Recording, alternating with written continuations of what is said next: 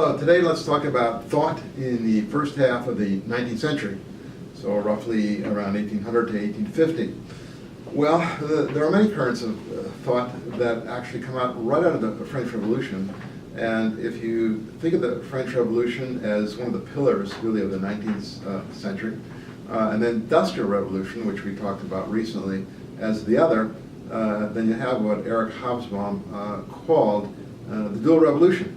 And those two revolutions, industrial and French, will help shape much of the 19th century and even into the 20th century. So what exactly did they introduce in the way of thought? Well, there were the Romantics to start with, and many, of course I'm not talking about Hollywood, but I'm talking about people like William Wordsworth and Percy Shelley, John Keats. The Romantic poets, they had a good deal that they were frustrated about. First of all, the Industrial Revolution. Yes, it made mankind much more productive. It introduced science, technology into human history in ways never known before. Populations began to expand and all of that. But at the same time, it introduced pollution, the sort of uglification of the environment, soot, coal mines, of course, were being used and more used in industrial production. And so the 19th century became acquainted with all of these sort of the liabilities that we know so well now in the 21st century. The Romantics rejected all that. They rejected also much of the scientific revolution because it kind of demystified the universe. It took away the mystery of life. It banished God from the universe. It introduced the notion of a sort of a lonely universe in which perhaps we're on our own. And many of them actually went back to the, although they could be all over the place politically, many of them actually went back to the Middle Ages, which they liked because it was an age of chivalry, an age of passion as they saw it. It was an age of Christianity, belief, mystery. And so many of them looked to the past as a sort of golden age, and really were brought into the 20th or the 19th century kind of kicking and screaming. Romantics had another side to them too, which could lead directly to nationalism, and that's going to be the story, the narrative of much of the 19th century and the 20th century and even today. And that is that they wanted to celebrate not the universality that the philosophers of the 18th century talked about, but the uniqueness of different ethnic groups, the uniqueness of their languages, their cultures, their history. And really for the first time, people were equating nation, state, and a particular group or ethnicity, something that was fairly new, and it could have a fairly radical outcome, which in fact it will have later on as nationalism turns more toward what the Romantics are talking about. Not only the uniqueness of each nation, but the superiority of that nation, of their language and culture, and so on. So Romanticism will introduce some good things and some bad things. But there were other currents of thought also that were going on. I'll just mention briefly German idealism. The Germans wanted to sort of build on science in a way, but also they understood the limits of it. You have Immanuel Kant, who writes all sorts of abstract things that many people perhaps don't want to read or do not read. But Kant is at least attempting to understand things, at the same time saying that there are limits to human reason which are a priori, that is, they precede what we're actually perceiving. Knowledge is put on a totally different basis, but Kant never really believed that we can understand the actual reality because we're stuck, we can only see the phenomenal world of those things which actually appear to us.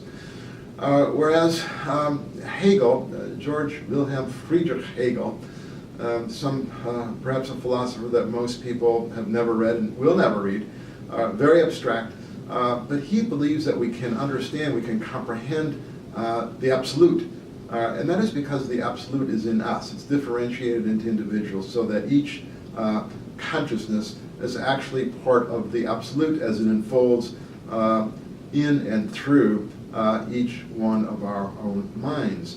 In this sense, if that's true, then Hegel sees that history can be actually progressive, the progressive self-realization, the progressive realization of the absolute in us. And he develops a notion in which he believes that the old relationships of sort of master and slave will give way to the human desire for liberty. And he sees that as sort of the absolute spirit developing through us so that eventually we embrace liberty. We embrace emancipation. And that's the way he saw things, at least up until the French Revolution. Well, that's Hegel. So at least he believes that knowledge is possible and we can actually achieve the absolute. We can actually achieve human liberation in history.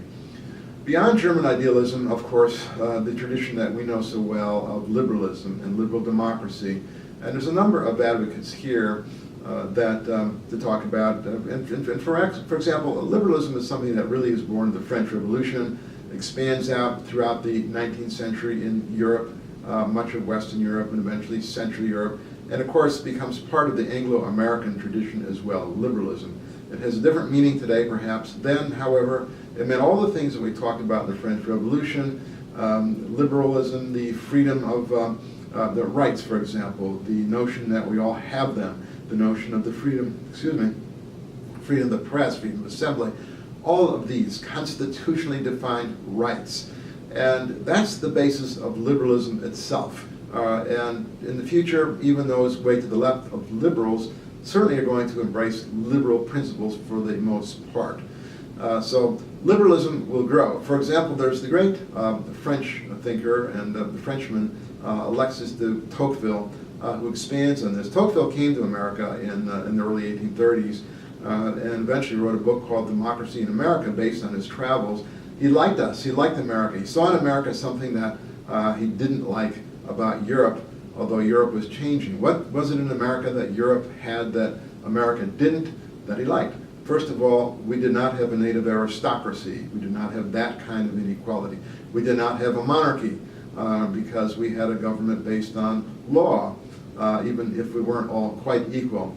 We did not have an established religion. So what he saw in America was, first of all, the love of freedom, the love of liberty, which goes back really to the origins of our history and has continued all the way today. The love of liberty, which in many ways Americans have put first before just about anything else. And what Tocqueville admired about us was our democracy, the fact that we are all equal before the law. We weren't divided so much into estates as the French had been. We were not divided by class, at least not yet. And so we were more or less equal. Americans didn't have to worry about privileges by birth. He did, however, worry about that equality might become conformity. He worried that the majority might become tyrannical.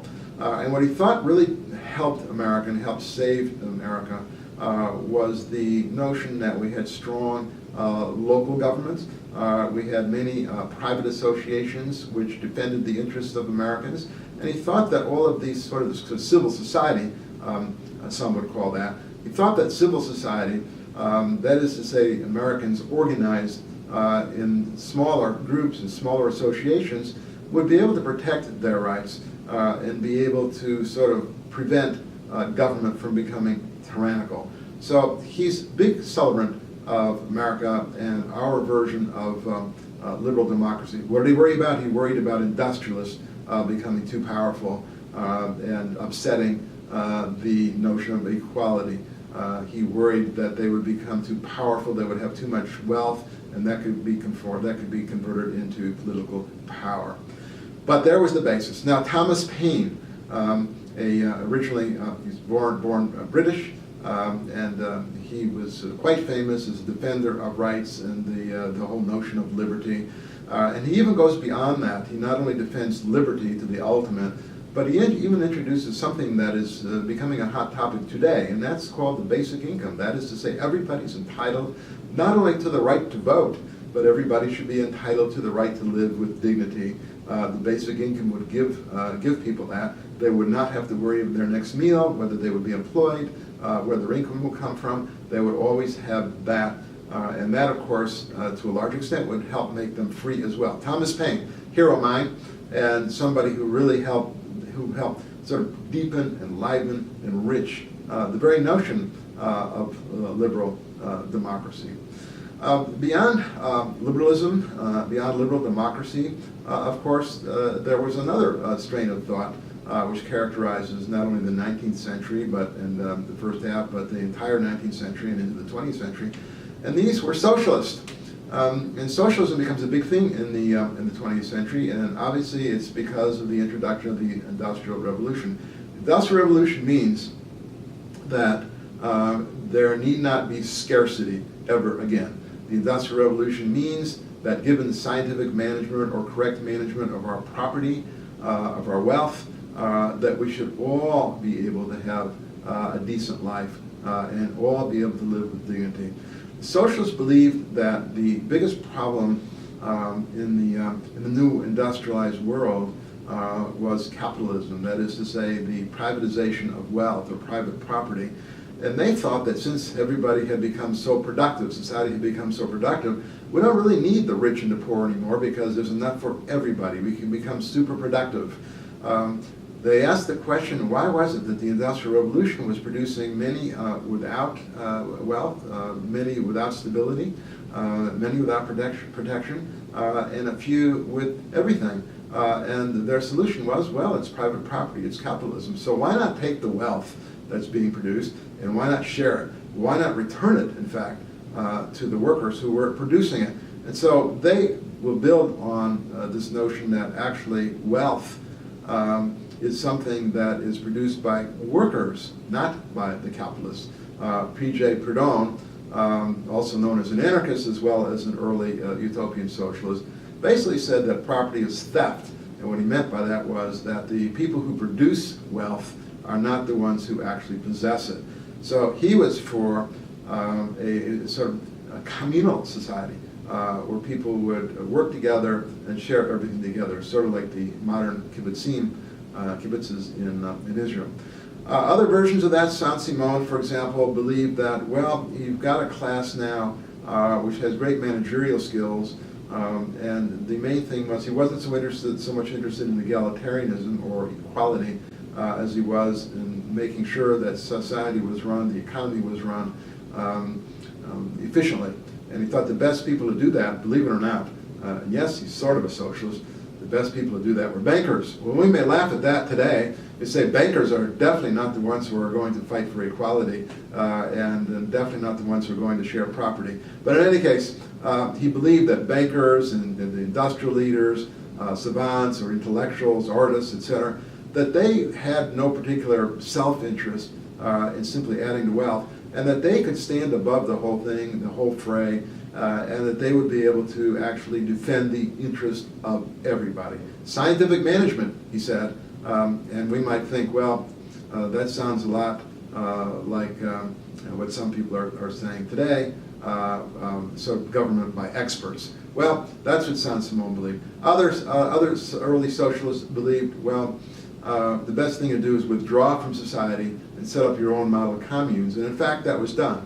And it was done somewhat successfully by some. Charles Fourier, for example, did that. So what about the dirty work in this kind of society? Well, let children do it. They like to play in the dirt. Other sorts of notions. But the whole idea was to live in common, to produce in common, and to simply live communally.